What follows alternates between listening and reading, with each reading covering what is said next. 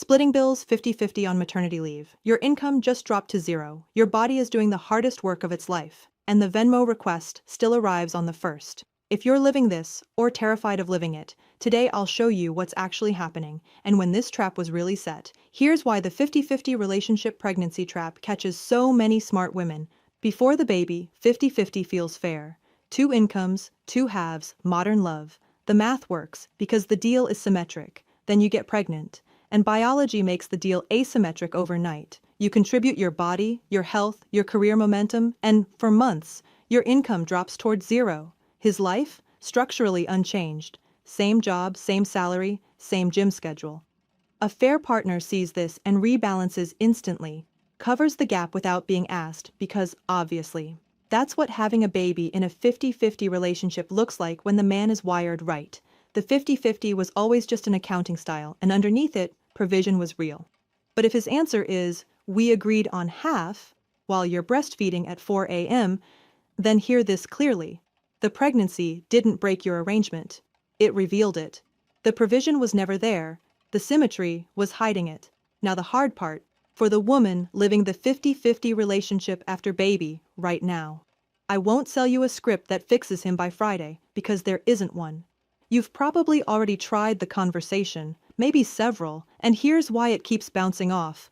You're arguing fairness with a man whose wiring doesn't register your maternity as his expense. His provider status in your pairing was never activated. To his system, your income gap is your problem, the way a coworker's pay cut would be. He's not doing math against you. The category "I carry her" just doesn't exist in this pairing.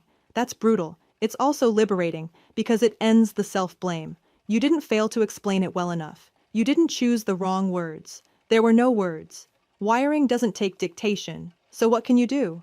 Survival mode, with open eyes, name the gap in plain numbers, set concrete short-term terms, protect your own account, lean on your people, and get the reading, because right now you need the document more than anyone. It shows you, in black and white, that this was structural, not personal. And it informs the two decisions actually in front of you. Is a second child survivable in this pairing? And is staying? A lot of you are searching maternity leave financial agreement. Templates, contracts, ways to make the compensation official. Smart instinct, two truths about it. Truth 1. Yes, make it concrete. Vague, we'll figure it out, promises evaporate at 4 a.m. Numbers, dates, in writing. Even informally, do it. Truth 2, watch how he signs. A man whose provision is real is almost offended by the paperwork. He was covering you anyway. A man who negotiates it line by line, who wants your maternity capped, just told you everything. The agreement can protect your months. It cannot install his instinct. Paper holds terms. It doesn't hold a man. And now the luckiest audience in this video, the women who aren't pregnant yet. How to handle finances during maternity leave is a question you answer before conception, because during is too late, and you've just watched why. And no, his words don't answer it. Of course I'll take care of you both, is what every man says in the planning glow. The performer says it beautifully. The reading answers it for real.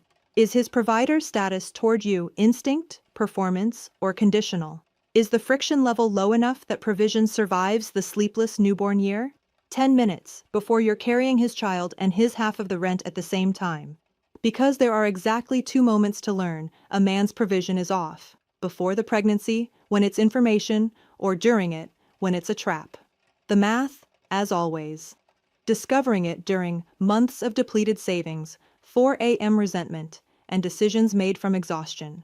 Discovering it before. 10 minutes, less than a single blowout, while every option is still open. 50-50 was never the villain. The unread code was, if you're planning a baby, would you rather have his promise or his reading? And if you're in it right now, wouldn't you at least want the document that says it was never your fault? Links in the description, and tell me in the comments, no names. What did he say when your income stopped? I read everything. Don't leave your soft life to chance. Subscribe and start vetting by code.